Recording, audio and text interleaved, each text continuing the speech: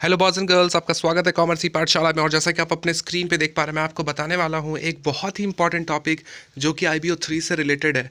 Right, तो issues in world trade में हम करने वाले हैं ग्लोबलाइजेशन एंड लिबरलाइजेशन। ठीक है, वर्ल्ड ट्रेड में जो इश्यूज़ होती हैं ग्लोबलाइजेशन और लिबरलाइजेशन से रिलेटेड, उसको हम करने वाले हैं इस वीडियो लेक्चर में। आई होप कि आपको ये लेक्चर काफ़ी पसंद आएगा।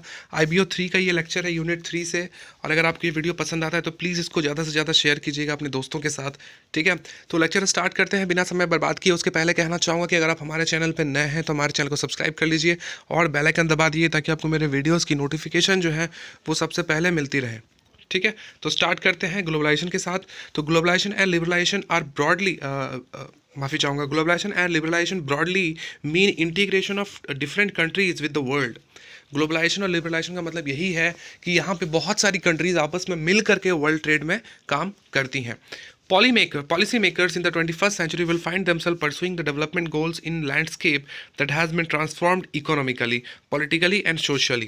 तो 21st सेंचुरी में जो पॉलिसी मेकर्स होंगे, जो कि पॉलिसीज़ बनाएंगे इंटरनेशनल ट्रेड को लेकर के, उनको एक तरीके से थोड़ा सा ज़्यादा मशक्कत करनी पड़ेगी, क्योंकि यहाँ पे उनको सिर्फ उनको अपने कंट्री को ध्यान में रख करके पॉलिसी नहीं बनानी होगी, बल्कि एज ए होल वर्ल्ड, ठीक है ना, आपको क्या इकोनॉमिक, पॉलिटिकली और सोशली क्या कंडीशंस हो सकते हैं, उसके अकॉर्डिंग जो है उनको पॉलिसी बनाने होंगे। Two main forces will be shaping the world in which development policy will be defined and implemented. These are globalisation and liberalisation. तो जो दो मेन फोर्सेस होंगे जिसके बिहाइंड जो है वर्ल्ड डेवलपमेंट पॉलिसी बनेगी, एक तरीके से इंटरनेशनल ट्रेड डेवलपमेंट पॉलिसी बनेगी, वो दो वर्ड्स हैं जिनके पीछे ये सारी चीज़ें काम होंगी, वो है ग्लोबलाइजेशन एंड लिबरलाइजेशन। ठीक है, at the end of 20th century, globalization has already demonstrated that economic decisions wherever they are made in the world must take international factors into account. ठीक है ना, तो eight the end of 20th century मतलब 2000 साल तक की बात की जा रही है कि हम लोगों ने देखा कि ग्लोबलाइजेशन जो है ऑलरेडी एक बहुत ही इंपॉर्टेंट इम्पैक्ट बना चुका है वर्ल्ड ट्रेड में, है ना। और उनको जो है एक तरीके से फैक्टर के रूप में लेना बहुत इंपॉर्टेंट है।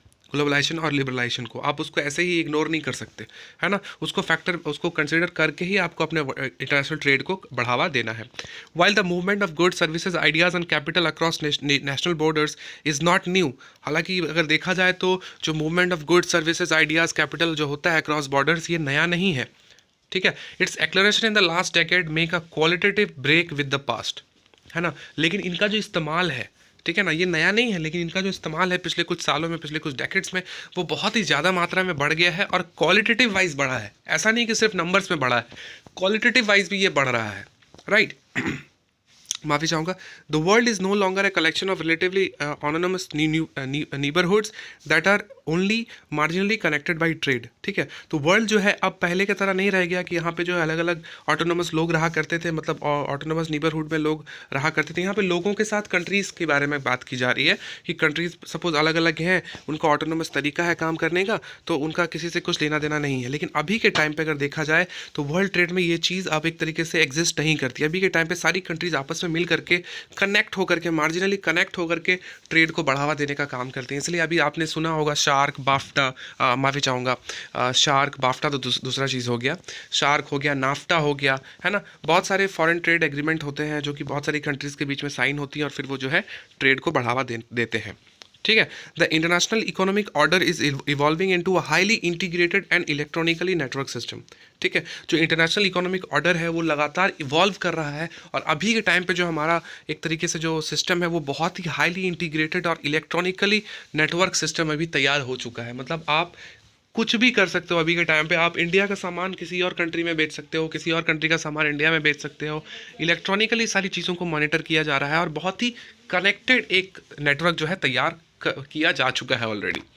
ठीक है, the successful completion of Uruguay round of multilateral trade negotiation and the growing popularity of RTAs have created considerable momentum for integrating countries further into the global trading system. ठीक है, तो Uruguay round of multilateral trade negotiation मैंने already आपको पढ़ाया हुआ है। इसमें जो है कहा गया था कि बहुत सारी कंट्रीज़ जो है, उरुग्वे नाम का एक देश है जहाँ पे वो लोग जमा होती हैं और जमा होने के बाद वहाँ पे बहुत सारे ट्रेड के ऊपर जो है पॉलिसीज़ बनते हैं और उनके बारे में डिस्कशन होता है और वहीं से एक तरीके से उसको मोमेंटम, जो इंटरनेशनल ट्रेड है उसको मोमेंटम मिलता है कि आगे जाकर के कंट्रीज़ जो है वो आपस में मिल करके एक ग्लोबल ट्रेडिंग सिस्टम जो है तैयार करें और उसके अकॉर्डिंग जो है फिर वो लोग ट्रेड को बढ़ावा दें। ठीक है, Policy makers in developing and in industrial countries now confront the task of maintaining this momentum. अब जो पॉलिसी मेकर्स हैं डेवलपिंग और इंडस्ट्रियल कंट्रीज़ के, उनका काम हो गया है कि वो जो है इस टास्क को एक अच्छे तरीके से निभाएं ताकि इंटरनेशनल ट्रेड जो है जिस तरीके से स्मूथली काम कर रहा है वैसे ही वो काम करता हुआ रहे. Concerns about the effect of trade have received much attention in the recent years, है ना. तो ट्रेड से रिलेटेड जो भी कंसर्न्स अभी के टाइम पे कंट्रीज इशू करती हैं, रेज करती हैं, उनको लेकर के बहुत ज़्यादा अटेंशन जो है पिछले कुछ समय में दिया जा रहा है. Including warriors over inequality. अब यहाँ पे बहुत सारी चीज़ें हैं जैसे कि इनइक्वलिटी है, पॉवर्टी है, इन्वायरमेंट है and the financing of the social safety nets है. इन सारी चीज़ों के ऊपर जो है बहुत ज़्यादा अभी ध्यान दिया जा रहा है. इवन तो the empirical evidence almost always fails to validate these concerns, policy makers have become increasingly sensitive to them. ठीक है, जो पॉलिसी मेकर्स हैं वो भी बहुत ज़्यादा सेंसिटिव हो गए हैं इन सारी चीज़ों को लेकर के, क्योंकि आने वाले समय में इन सारी चीज़ों का इम्पैक्ट जो इंटरनेशनल ट्रेड में बहुत ही वास्टली पड़ने वाला है, इसलिए उनको जो है अभी से तैयारी करनी पड़ रही है. ठीक है.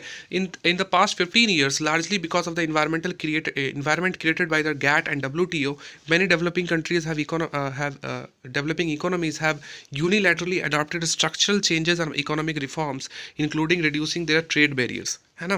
तो लास्ट 15 ईयर्स में क्या हुआ है कि आपको पता है कि पहले गैट चला करता था, general agreement on tariff and trade, फिर उसको ख़त्म करके WTO लाया गया.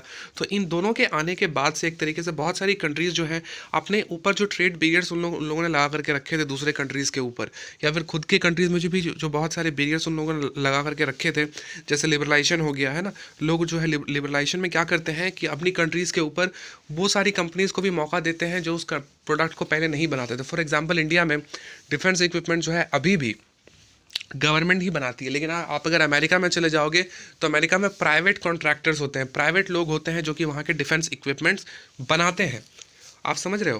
तो एक तरीके से अपने यहाँ पे लिबरल पॉलिसी बनाना कि ठीक है डिफेंस इक्विपमेंट सिर्फ मैं नहीं आप भी बना पाओगे, लेकिन आपको गवर्नमेंट के अंडर रह करके ही काम इन सारे कामों को करना है. तो इस तरह के बैरियर्स जो थे कि आप ये नहीं कर सकते, आप वो नहीं कर सकते, उन सारे बैरियर्स को हटाया जा रहा है. चाहे वो कंट्री के अंदर की बात हो या कंट्री के किसी और कंट्री के साथ जब ट्रेड होता है उस टाइम पर जो बैरियर्स होता है उसकी बात हो, बैरियर्स को हटाया जा रहा है. The trend toward outward oriented trade policies is not confined to any continent or region, है ना. जो आउटवर्ड ओरिएंटेड ट्रेड पॉलिसीज होती है वो कन्फाइंड नहीं है, मतलब वो बंद नहीं है किसी एक रीजन या फिर किसी एक कॉन्टिनेंट के लिए, वो पूरे वर्ल्ड पे ही लागू होता है. And it predates the completion of the Uruguay round. और इसी से एक तरीके से हेल्प मिलता है कि जो उरुग्वे राउंड में जो चीज़ें जो की करी गई थी उन सारी चीज़ों को एक अच्छे तरीके से इम्प्लीमेंट किया जा सके. तो ये कुछ इश्यूज़ हैं ग्लोबलाइजेशन और लिबरलाइजेशन को लेकर के इंटरनेशनल ट्रेड में. इसके फ़ायदे भी हैं, नुकसान भी हैं. तो बहुत सारी कंट्रीज़ जो हैं अभी भी इसको एक तरीके से मानती तो हैं, लेकिन फिर भी वो थोड़ा हिचकिचाती हैं कि इसको फुल्ली किस तरीके से हम अलाउ करें, है ना, क्योंकि इससे वहाँ की जो डोमेस्टिक कंपनीज़ होगी उनको नुकसान होगा और एक तरीके से बड़ी कंपनीज़ की मोनोपोली हो जाएगी. तो इस तरह की बहुत सारी चीज़ें हैं, इश्यूज़ हैं ग्लोबलाइजेशन और लिबरलाइजेशन में, जो कि आपसे एग्जामिनेशन में पूछा जा सकता है. इस वीडियो को 2-3 बार देखिए समझने के लिए. मुझे पता है एक बार में ये समझ में नहीं आएगा क्योंकि थोड़ा सा टफ टॉपिक है और एग्जामिनेशन में आपसे पूछा जा सकता है. तो इसको अच्छे से देखिए ताकि आपको पूरी जानकारी मिल पाए. और मिलते हैं अगले वीडियो में. प्लेलिस्ट में वॉच करने के लिए आप हमारे प्लेलिस्ट में विजिट कीजिए. आप हमारे चैनल के नाम के ऊपर क्लिक कीजिए, वहाँ पे प्लेलिस्ट का ऑप्शन दिखेगा आपको. प्लेलिस्ट में आपको विजिट करना है और प्लेलिस्ट में जाने के बाद आपको सारे के सारे कोर्सेज़ के ऊपर बहुत सारी वीडियोज़ मिल जाएंगी जिनको आप देख करके एग्जामिनेशन में अच्छे मार्क्स ला सकते हो. ठीक है, तो मिलते हैं अगले वीडियो में. अपना ख्याल रखो. बाय.